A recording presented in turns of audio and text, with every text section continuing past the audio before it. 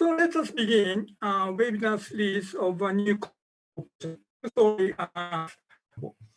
This webinar series is jointly organized by RIETI-ECGI and Waseda Business Finance Center. And as you have already known, over the last few years, particularly since the onset of COVID-19, the purpose of the corporation has been the subject of active debate. In place of shareholder value maximization, a new definition of the corporate purpose has been proposed, and the implication for law, regulation, ownership and governance, measurement and performance of businesses have been much discussed. The occasion of the publication of the Japanese translated version of Colin's book, Prosperity, ECGI, RIETI, and Waseda Business Finance Center have come together to organize a series on the new concept of the corporation. So this is the new translation of the Colin book. And we discuss about the new concepts of corporation, EU-UK experience, and its lesson for Japanese corporate governance reform. And let me emphasize just one point as a motivation of this webinar series.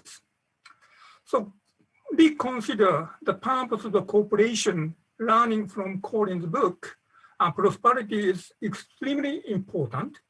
This is not only because solving a problem that society will ask is common, but also because Japan is facing the corporate governance issues in a dual meanings. Japanese context concerning corporate governance is very different from the US and the UK, where short and large inequalities are serious problems. Corporate governance reform and Abenomics aimed at encourage entrepreneurship and recover economic dynamics by strengthening shareholders' interest. This is yet Japanese firm now also has to consider the environmental issue and social issues. As a result, there are serious trade-offs or danger in Japan. On the other hand, on the one hand, shareholder supremacy might result in a short-termism that the US and UK is suffering from.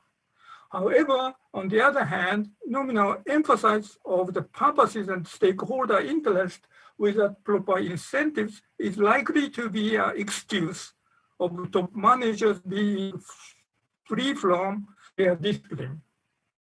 Therefore, it is clearly important that future reforms in Japan should strategically follow the third way that neither maintain the old Japanese style nor the exclusively oriented. Thus, we should investigate what kind of corporate governance structure, such as ownership, board structure, law, regulation, would be needed and realistic. In text, we are expecting to learn quite a lot from Colin's new concept of the corporation. Today, first episode of this seminar series, Professor Colin Mayer is going to present comprehensive picture of a new concept of the corporation, principle of adaptation, and implication to Japanese context. So let me briefly introduce presenter and commentator. Mayer is a professor of the Saïd Business School. He's a fellow of European Corporate Governance Institute. He took a lot of important position of government committee. As a result, he has appointed the commander of the Order of the British Empire. And recently, he leads the British Academy on the support. And I have two commentators following Colin's presentation. And the first commentator is Sophia Lelius. Sophia is an international corporate governance expert And she is currently president of the Leader Exchange. And she is also a co-founder of ICGN and lead independent director at Tailing and responsible for ESG investment engagement. Today, we are expecting to listen to the current situation for in the EU and US company. And second commentator is Wataru Tanaka, and he's a professor of University of Tokyo, and he studies corporate law. And he's the author of the standard textbook of corporate law. We expect a useful comment from law academics to Colin's presentation. So that's a brief introduction. So let's begin to a substantial session. Presenter will be Professor Colin Mayer. Please. Professor MIYAJIMA, thank you very much indeed for the introduction. Business is going through one of its most profound changes in its history. It's obviously been a source of immense economic prosperity and the growth of nations around the world. But increasingly, it's being realized to be a source of growing problems in relation to the environment, inequality, social exclusion, and mistrust. Underpinning this is the conventional notion of a firm, which is reflected in a statement that Milton Friedman, the Nobel Prize-winning economist, made 60 years ago, called the Freedman Doctrine, where he said that there is one and only one social purpose of business: to increase profits so long as it stays within the rules of the game. And that's been the basis of business practice, policy, and education ever since. But increasingly, it's being realized that that is not an adequate description or purpose of the corporation. And we've had statements by leading investment management firms, by the Business Roundtable in the US, by the Financial Times with its new agenda, Capitalism, Time for Reset, and by the World Economic Forum on rethinking the purpose of business in the 21st century. Well, let us be clear then that this is no longer really a question of whether or why, whether or not companies need to adopt a purpose beyond the Milton Friedman statement or why they should do it. It's now a matter of what does one mean by a corporate purpose and how should businesses embed it in their organizations. The purpose of a company is the reason why it exists, why it's created, its raison d'etre. And underpinning that notion of why a company exists is a concept that suggests that it's not simply there to produce profits, but to produce solutions to problems.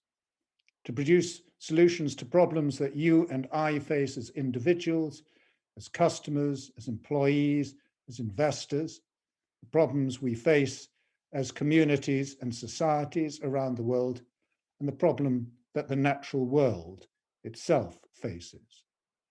And what business is there to do is to help solve those problems in commercially viable, financially sustainable, and profitable ways. So the way in which we define the purpose of a business is to produce profitable solutions for the problems of people and planet, not profiting from producing problems for either. Now, that's not a marketing campaign or a promotional slogan. It's not philanthropy, charity, or corporate social responsibility. It's about the core of a business, what a business does on a daily basis. And in particular, it is linked to the strategy of the business. It's not vague or woolly. It's about precisely what problems a business is there to solve, whose problems, how it intends to solve those problems, and why it is particularly well suited to solve them. Now, I want to illustrate this in relation to one company. It's a Danish pharmaceutical company called Novo Nordisk, which in particular makes insulin, which is used in the treatment of type 2 diabetes. A few years ago, Novo Nordisk had as its corporate purpose simply to produce insulin. Now, that's not really a statement of its purpose as I'm describing it. It's merely a description of what it does. So it thought further about this and concluded that actually its purpose was to help people treat type 2 diabetes, which might involve taking insulin, but frequently did not. So it started working with hospitals, doctors, and universities around the world to identify the best ways of treating type 2 diabetes in different countries. And then it thought further about its purpose, and it concluded that it was more than even treating type 2 diabetes. It was about helping people avoid getting type 2 diabetes in the first place. So it started working with national governments, with local authorities and health workers to identify the changes in lifestyles by individuals which would help them avoid getting type 2 diabetes at all. Now, you might think that this is all very well and very worthy, but doesn't it undermine the basic business model of Novo Nordisk to sell insulin? And the answer is no. Its business has flourished on the back of it, because in the process of building those relations with hospitals, doctors, universities, governments, local health workers, and authorities, it built relations of trust by which it became a trusted provider of advice and health products. And its business has flourished on the back of it. Now, that I think illustrates two important points about a corporate purpose. First of all, the importance of bringing clarity to exactly what a corporate purpose is in terms of solving problems. And secondly, once one does that and commits to that corporate purpose, then it creates one of the most valuable assets that a company can have, and that is to be trusted. Now, we've been working in Oxford with the boards of some of the largest European companies, North American companies, and institutional investors around the world in a program of research called Enacting Purpose. And we've developed a framework which we call the SCORE framework, where the 5 letters of SCORE are an acronym for what we think are the most important components.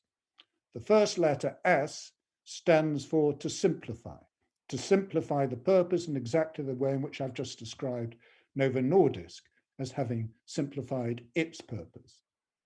The second letter, C, is for connect, to connect that purpose in particular with the company's strategy so that it is core to the business, but also to connect with other parties that are required to help the company deliver on its purpose. And that too is what I described in relation to Novo Nordisk, connecting with doctors, hospitals, governments, local health authorities, etc. The third letter, O, stands for ownership, the ownership of that corporate purpose. Now that's partly to do with the formal ownership, the shareholders of the company. And Novo Nordisk again illustrates this, because while it is widely traded and listed on the Danish and US stock markets, it also has a dominant long-term shareholder, namely the Novo Nordisk Foundation, which can ensure that there is a stability of ownership in relation to the fulfillment of its purpose. But ownership is more than just about the formal ownership. It is about the ownership of that purpose throughout the business, from the board down to the shop floor, and making everyone in the organization understand what their part in contributing to the corporate purpose should be. The fourth letter, R, for reward, is about the reward system in a company, the incentives and the promotion, etc. The culture of an organization and its values are critical to it fulfilling its purpose, but so too is the way in which it measures its performance. So underpinning the reward of a company should be the measurement of performance of the company against delivery of its purpose. And the reward system, incentives and promotion, should be related to the extent that people contribute to the successful delivery of that purpose. The final letter, E, exemplify, is to bring that purpose to life through narratives that describe how the company is fulfilling its purpose and where it's finding challenges in doing so, because it's important to be authentic in setting out the problems as well as the successes in delivery on companies' purposes. Now, many companies are realizing the importance of this agenda of adopting a corporate purpose and embedding it in the business. One industry where this is particularly prevalent and important at the moment is in relation to the oil industry. Now, oil companies are no longer oil companies. They've now become energy companies, which are not simply there to extract fossil fuels from the ground and the seas, but to help with the energy transition, by which they become providers of sources of energy that are not only efficient, but also climatically clean in terms of the impact that they have on the environment.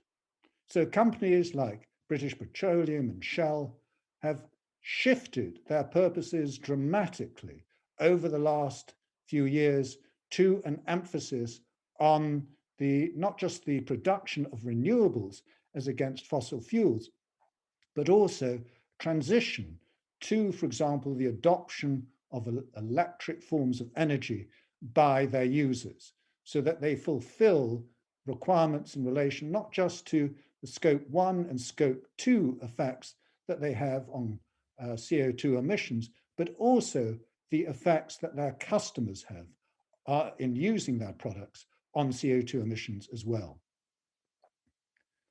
Now, what has happened over the last year in relation to coronavirus and the pandemic has only accentuated the importance of corporate purpose. Because in the process of destroying a lot of economic value, the pandemic has thrown up an immense number of new problems that we face as individual societies and the natural world. And those problems have been a cause of that economic value destruction. But if one thinks about the purpose of a business as being there to solve problems in a profitable fashion, then those additional problems create new opportunities for companies that think of their objective in that way. So that the most successful companies over the past year have been the most purposeful companies who recognize the obligation on them to identify ways of addressing problems in a new form that they can deliver in a commercially viable and value creation way. So the coronavirus has really brought out the strength of a corporate purpose as being viewed in terms of solving problems. It's essentially a way of imagining a new future. It provides a narrative around which people in an organization and outside an organization can coalesce.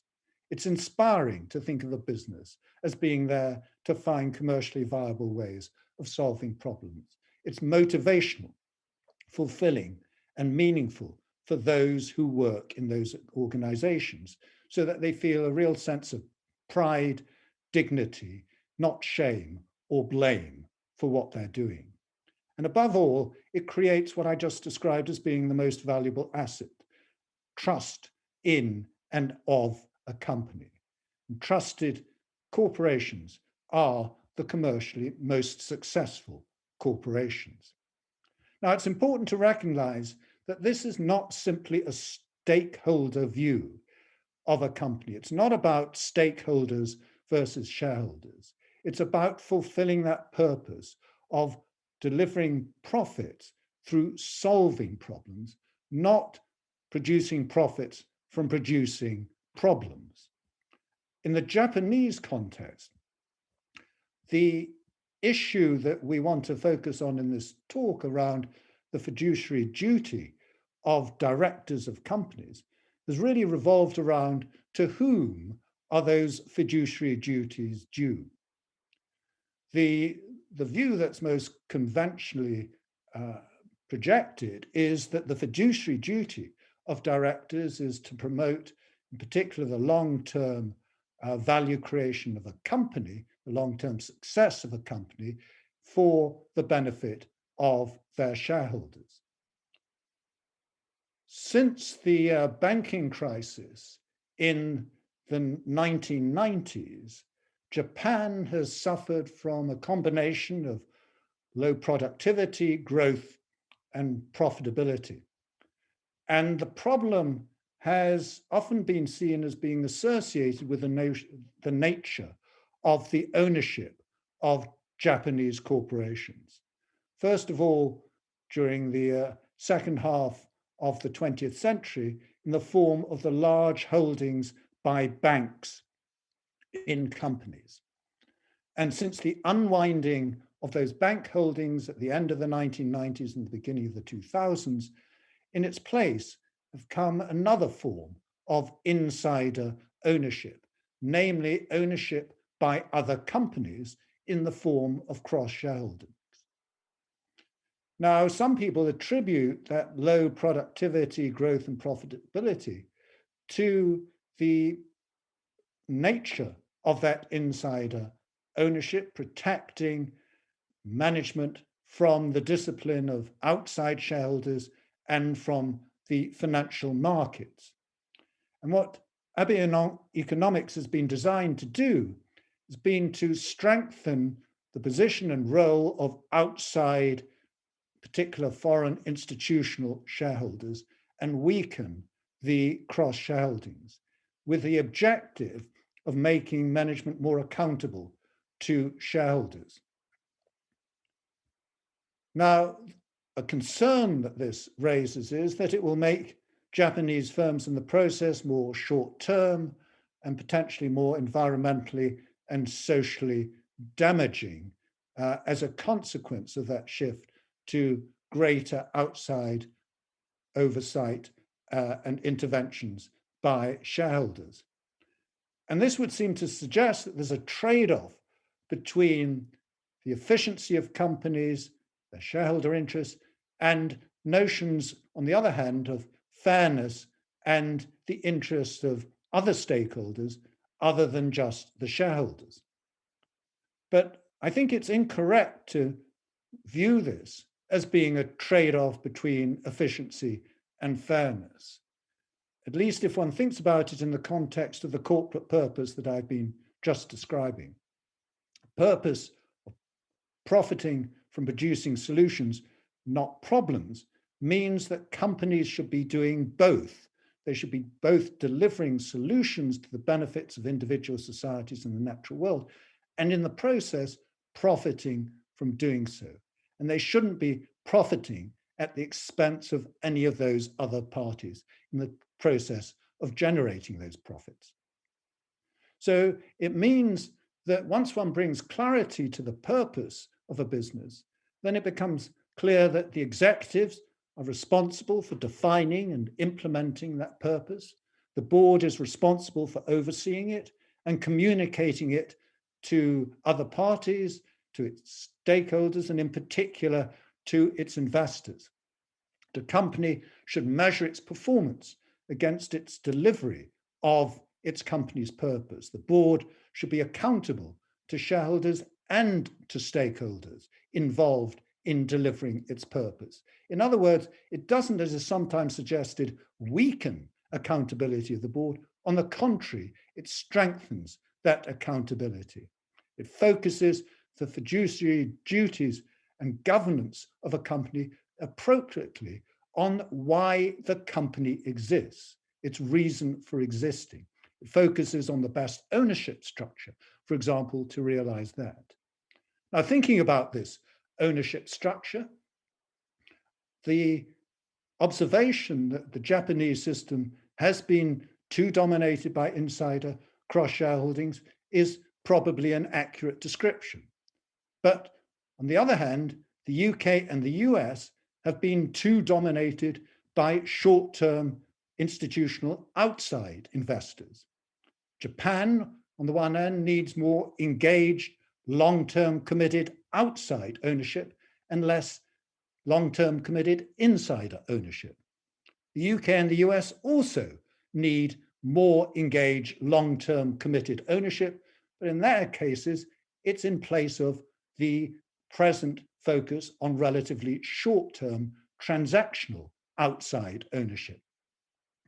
Alongside dispersed outside shareholders, Japan therefore needs to identify some long-term block holders who can act as those committed shareholders as the cross-shareholdings begin to diminish.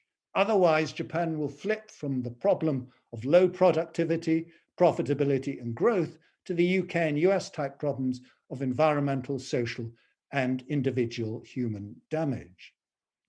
So, starting from a purpose of solving problems profitably helps to identify the appropriate duties of directors and the board, the appropriate governance and accountability of the board, and the appropriate ownership of companies.